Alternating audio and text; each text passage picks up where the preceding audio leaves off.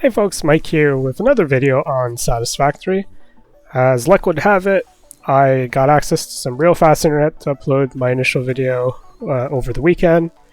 And so I decided to record a second one that you guys are probably going to see on Monday. So yeah, this is a follow-up about 3.5-ish hours later. And I'm going to go ahead and continue here, and you guys will get to see kind of where this game goes and kind of how it evolves. I've still got a lot of stuff to do, still got a lot of objectives to do, so kind of show you guys what's changed and kind of where we're going. So yeah, this is, I think I'm 4 hours in now on this game. As you can see, we've got, you know, new mines going for resources with some, I can't really see it there, with some conveyor belts. We've got some production. We've got some more going on there. We've got some going on back there. We've got some power a little everywhere. We've got a pad here for preparation to build some stuff. And we got a space elevator as well. So, you know, a lot of things going on. Currently, my objective here is I need to complete the space elevator phase 1, which involves launching two things, a lot of rotors and a lot of reinforced iron plates. So these are pretty complex things to build. They require a lot of resources, right? I need to take raw iron ore, make it into iron ingots, into iron plates and iron rods, and then I'll take some of those iron rods and turn them into screws to mix them in with some of these iron plates to make reinforced plates. Now with rotors, well, replace some of those plates with more rods. So there's a lot of stuff that has to happen to kind of get to this point, and I think we need like 75 of each. So we need quite a bit of stuff, and so the ideal thing here would be to automate it, because as the game wants you to do, and as this genre game is, that's kind of what you're doing, right? You're spending time automating stuff. So we'll go ahead and build a new miner here, try and line it up. That seems okay. And so I'm building the most complex machine yet, because right now all I'm doing is mining, smelting the ore into ingots, and then transforming it into one thing. Now I've got a couple new bits and pieces where we can take this stuff and split it into different machines, and each of the machines can do their own thing. And so yeah, that's what we're gonna do. So first things first, how am I gonna do this? So if we look, we'll actually look at this constructor. So if we look at this machine, we can build the plates, rods, and screws that we want. So plates can go one way. Oh right, duh, I'm forgetting the basic part. Let's say that doesn't make sense. I'm missing a step here. That's right, I need to smelt it first. It's kind of the first step. So we'll try and sneak the smelter, try and get it as close as I can to the corner here. And aesthetics be damned. I'll deal with aesthetics later. Oh, you know what? That power pole can go. Let's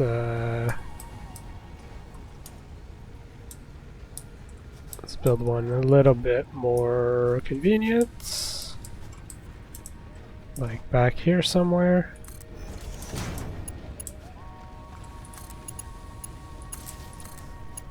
And just reconnecting all these buildings. Alright. That's out of the way.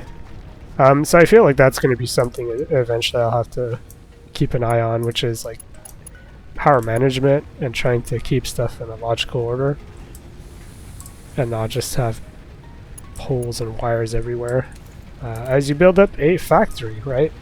So at this point the game's given me a lot of like hints, and it's been building me up to the idea that hey, we can actually build like floors and walls and multiple floors and stack them. So it's kind of building up to that, which seems really neat, but I'm not there yet.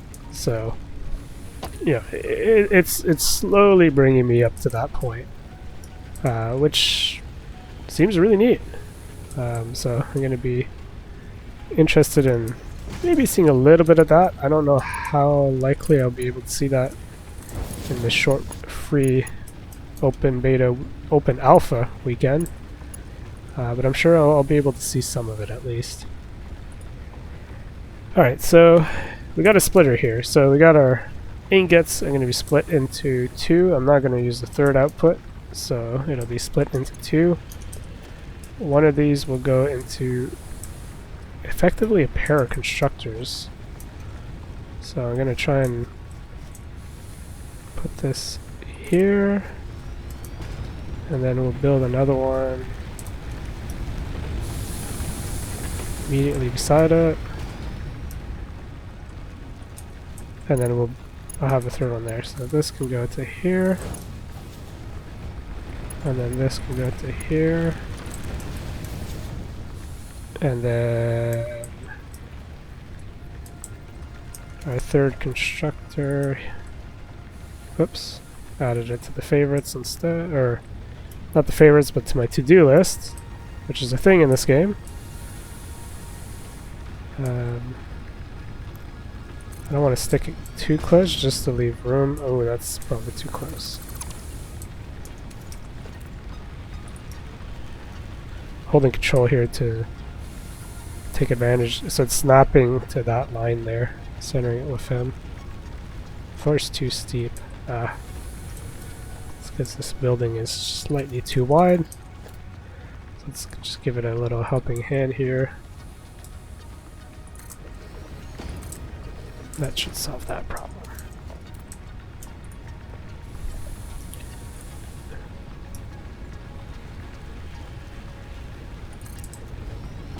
Yeah, that should be enough clearance. Just want to be on the safe side here, because clearance is an issue. Alright, so we got our constructors. Actually, let's configure our smelters first.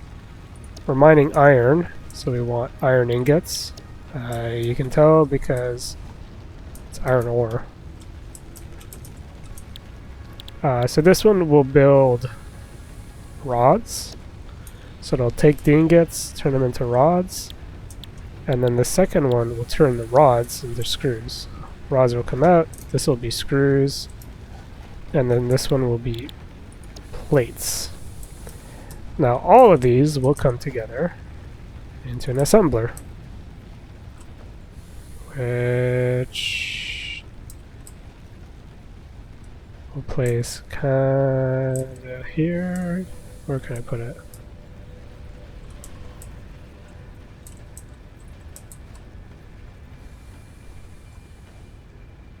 I really need to do this more often, and just like, I don't know why I've gotten in the habit of just standing really close all the time. I can't afford that. And watch, I can't afford it now. Okay.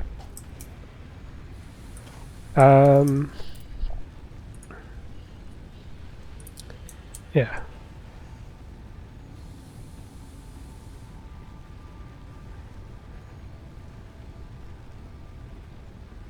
Yeah, that's fine. I don't actually need to build it that far away.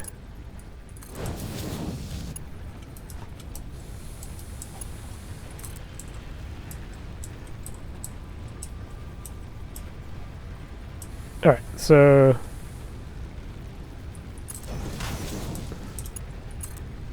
God. It's gonna be a little bit finicky, so that's why I wanted to build this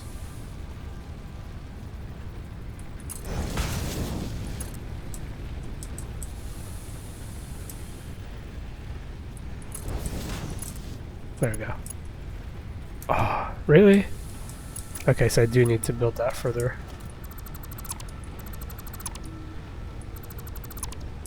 Oh, I don't know why I took that out. I could have left the... Oh. Let's build that assembler a little bit further out.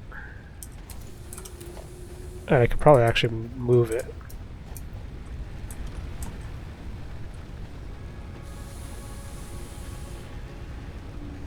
Yeah, that'll be a lot better that way. Okay. It is slightly finicky for stuff like that. But it's not too bad. A lot of it comes down to just... Yeah, you should be a bit smarter about placing your own stuff. Alright, finally. Now we're done. So this is going to take screws and plates and turn them into reinforced plates, which we need 75 of for this space elevator, which is my current objective. Or at least I've decided it's my current objective because, yeah, you can kind of do whatever. You don't actually have to do that. And then the container here is just to allow me to hold more than 100 of them. So each of these buildings will stop at around 100. Now, the thing is, this takes 15 megawatt, and each of these output 20. And I think these take... Oh, these take 4. Alright, so I could put 2 of those on one circuit, and then the 4 of them could go on the other. Alright, well, we should be fine. So let's build a pole. May as well put it on the middle here.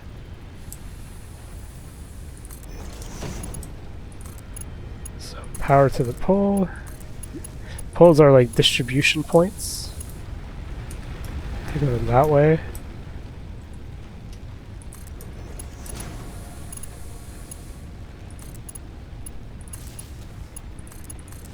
So 1, 2. Oh yeah, I realized my mistake here.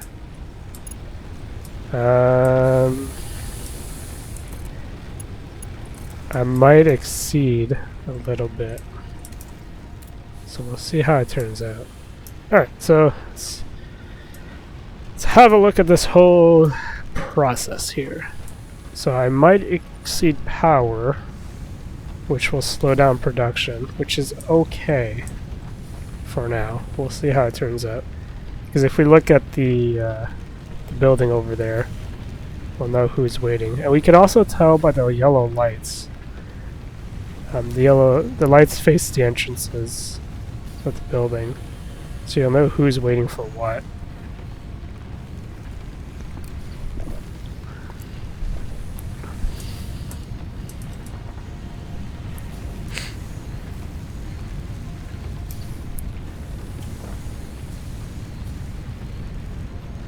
Oh boy, that's a lot of screws. It's true that the screws come out in multiple packs.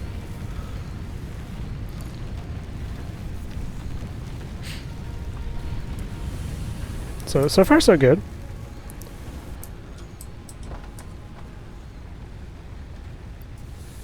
So we've got the plates that we need. Now the screws are coming in. So I'm interested in seeing the timing. And I'm interested in seeing what happens when this starts building. So I can go to the power station to see what the power will look like.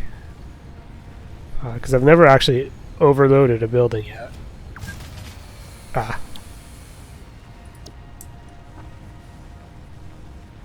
So it just cuts all of them.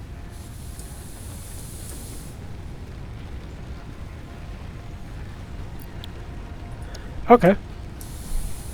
Well, in that case, I'm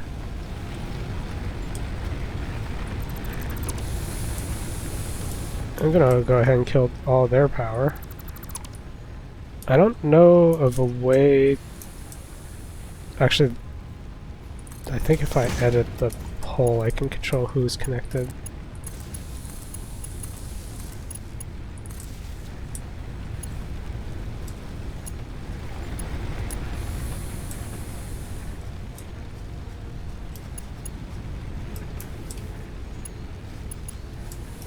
And I think the other one's this one, right? Yeah.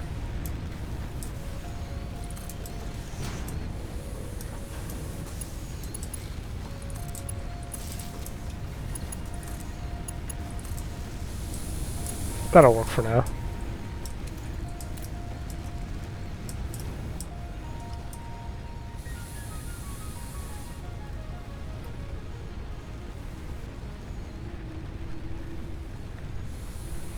And slowly building up.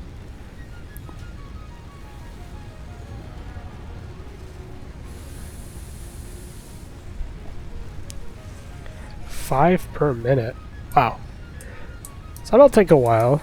Now the thing is, if you're trying to build a lot of stuff, you don't necessarily have to wait that long. It's just this is automating the process for you, right?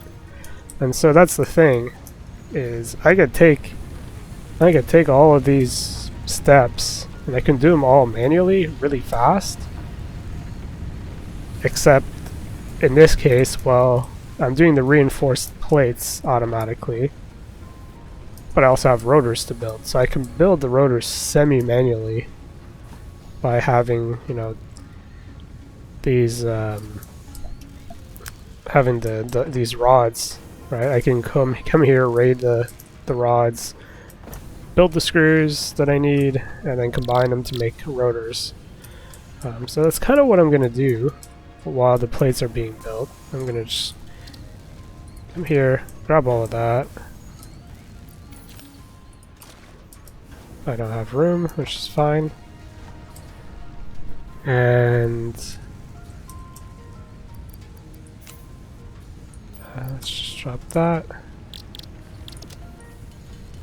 I'm just gonna max a stack out of screws, and then I'll just build a bunch of rotors. So I have 75 to build, I think. And like the plates, the reinforced plates, I also have a lot of those to build.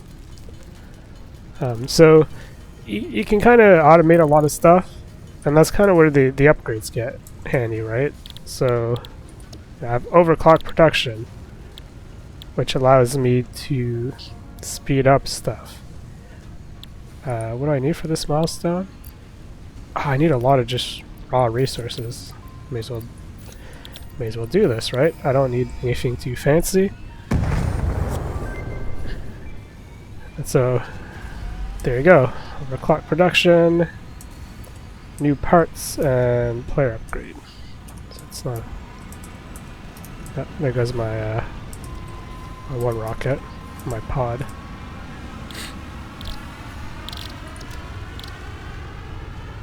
Ooh, I need slugs. I've got a couple slugs here, so I can build.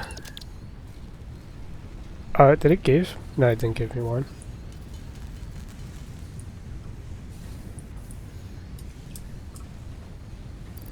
And how are these used?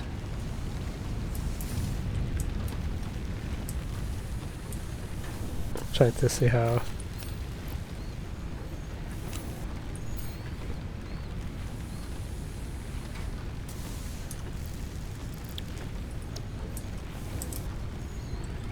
Wait, that's not right. Who's missing? This guy's missing plates. Now, here's the thing, I can manually feed plates. And I can say...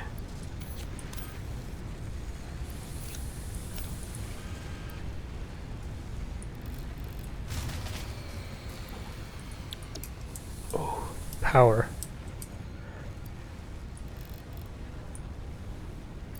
Interesting. Okay, I was not aware that power became an issue. Let's go ahead and flicker back on.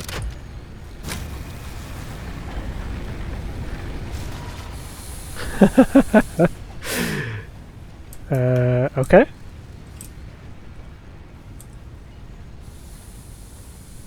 Oh, I can't. I wish I could configure the line. Unless I could configure the line by just...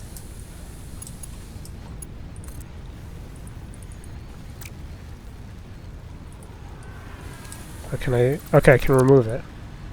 I don't know why I didn't think about that before. Let's try that again. Damn.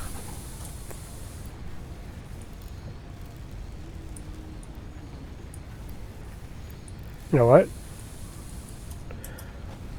Or overclock this dude while we're at it.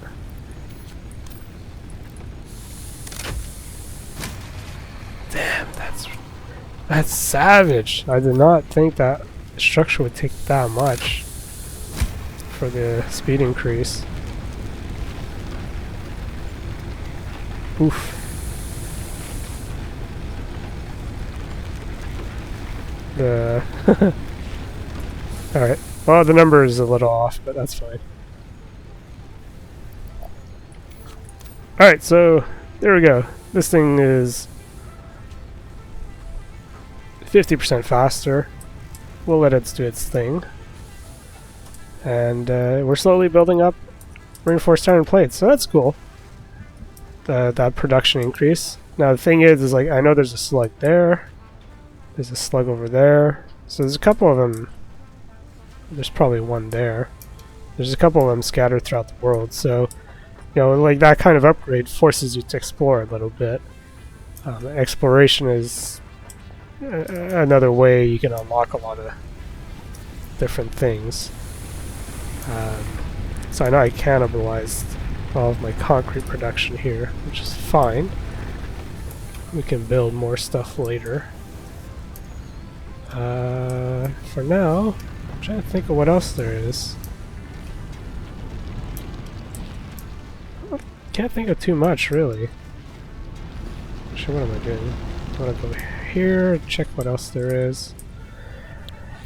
Yeah, just a lot of just upgrades to get you to do proper, you know, proper warehouses and production facilities and whatnot, instead of just kind of doing what I'm doing now and stacking stuff wherever.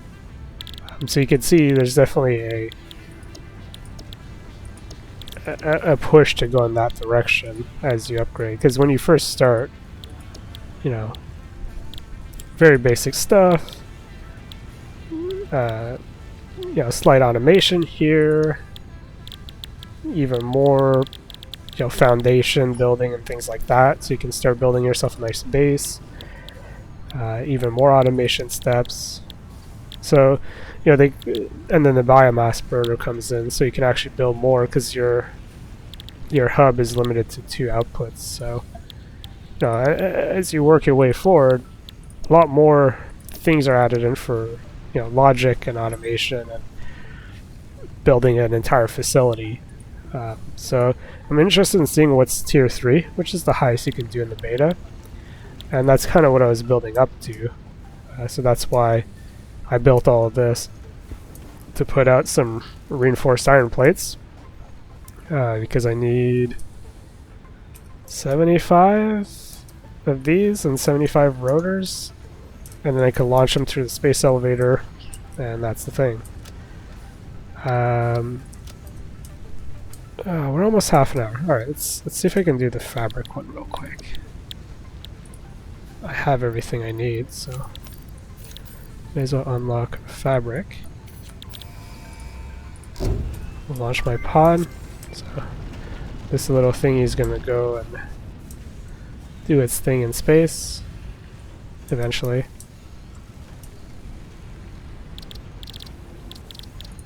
I can now build fabric. Mycelia? Oh, mycelia is and leaves. Mycelia is the whatchamacallit? Mushrooms. There's mushrooms I found in an underground cave. So let me double check how much fabric I need. I just want to try and show off a research thing. So 10 pieces of fabric. Each piece needs... I need 10 and 20. Alright, not much. So I do like that this game goes beyond just, hey, you can build stuff, right? it goes a little bit beyond that, because there's the whole concept of exploration, and by exploring you find a little hitching there. You find new stuff by exploring, new unlocks, because you do need to go out and gather certain resources to unlock certain things, which become incredibly helpful for you. So you kind of have to go out and do stuff. You can't just forever make your base and make it a big, huge, fancy base. You gotta run around and do some exploration, and they give you some upgrades to do that as well. So there's stuff so you can put down personal beacons, color code them if you find points of interest, and there's definitely hints of various points of interests scattered throughout the map, because there are certain areas it's kind of hard to see in nighttime, to be fair. Once it's daytime, if I remember, I'll point some of them out, but like these slugs I mentioned, there's some other stuff that I've picked up. I've picked up some neat items that are work in progress. They mention that this is for something, alien artifact or whatever. This is something that's still a work in progress. So beyond that, shoot, I'm out of room again.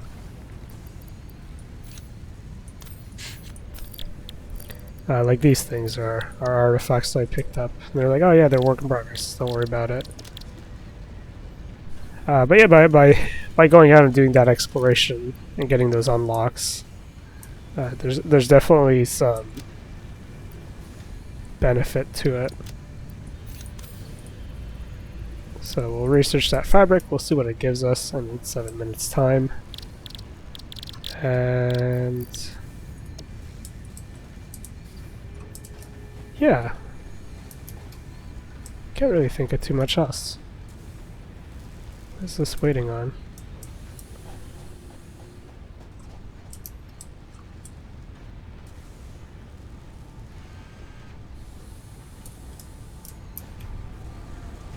Oh, it was yellow for a second. Oh, it's waiting on the screws. Okay. Let's just feed that machine with a bunch of screws.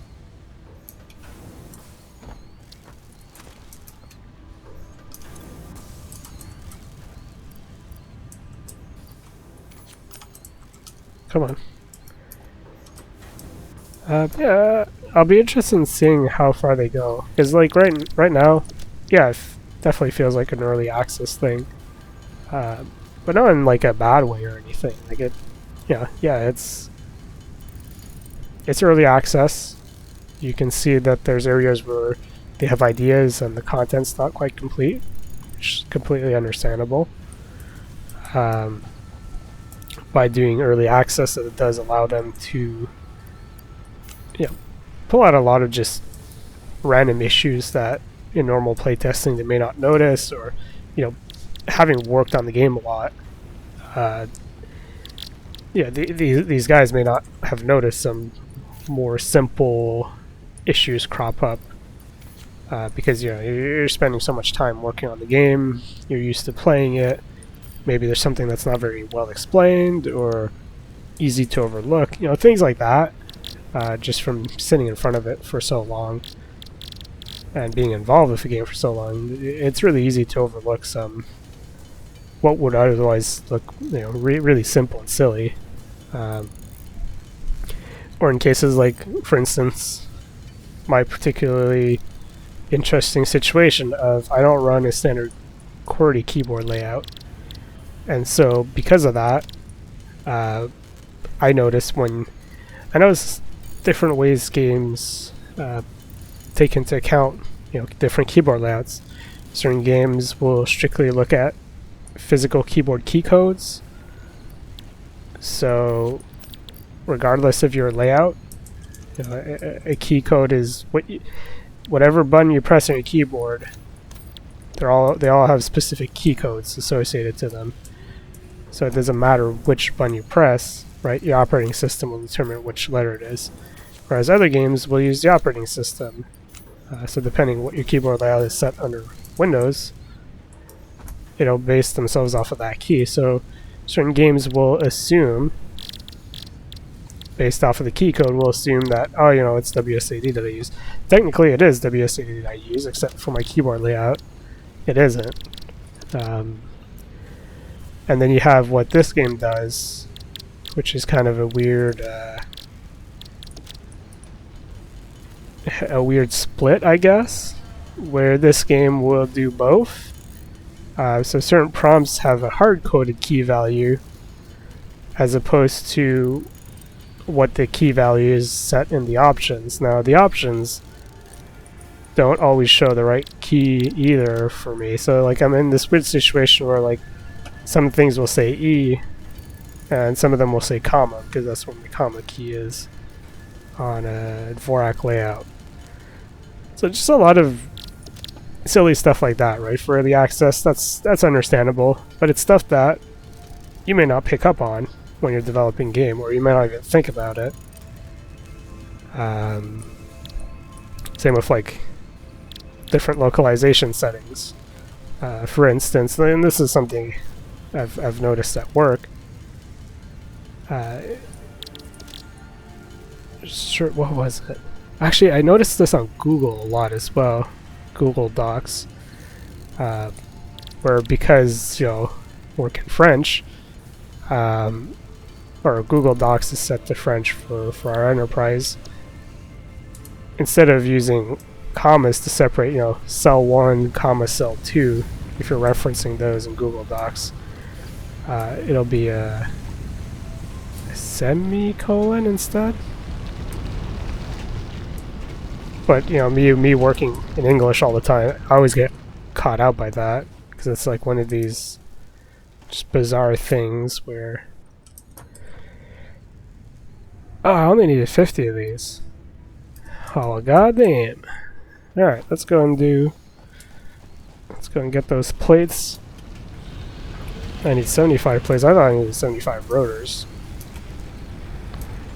Turns out I didn't.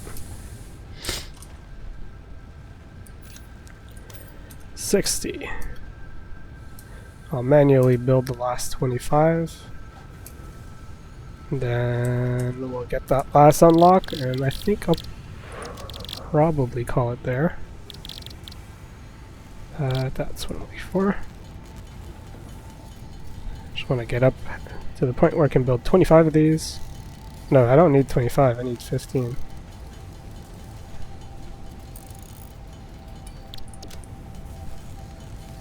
So you can see, like, I can still build stuff super quick compared to the automated stuff. But I'm stuck building one thing at a time. Whereas with these automated machines, well, look, I got 1, 2, 3 things being built. Actually, more than 3. Think about it. I've got 1, 2, 3 products all going into a 4th product with 5 and 6 there. Whereas on the table over there, I was stuck doing 1 at a time. Well, for stuff like this, where, hey, I'm pumping a bunch of them out because I just want to get this thing poof out of the door. That's kind of neat.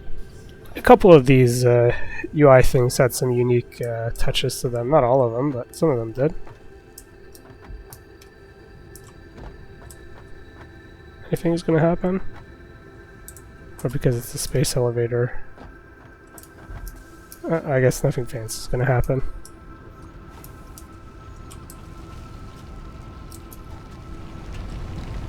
Nope.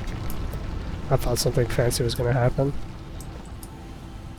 There we go. What's tier 3? Ooh, coal power! Hey! I saw coal earlier. Oh, this is really cool.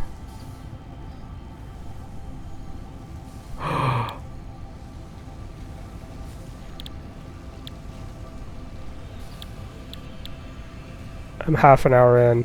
Did I make this a 1 hour video? I guess I'll have access to quick internet Monday as well, actually, when I think of it. Oh, there you go. Stackable conveyors. Faster conveyors. Ooh. Mechanical inhaler. Oh, okay. Oh, I really want to build this stuff. Ah, you know what? We're half an hour in. I'll end it here. I might actually split this into a third video. How about that? I'll do a part 1, part 2 kind of deal. Yeah. We'll set this milestone. This is a really cool game. I'm liking what I'm seeing right now. You know, I'd love. I only have one key for this game. I'd love to try it out co-op. Nobody I know has it. In fact, nobody I know actually knew about this game until I mentioned it. So, slightly unfortunate, but you know, it is what it is. And I guess it's kind of a plus side of early access, right? You get to see this thing evolve. And it kind of markets itself if you got something a little special. And I think that's what we have here. Is it's a really neat combo of a lot of stuff. Anyways, I don't want to go on any longer, so we'll end this one here. I will probably start recording immediately after this.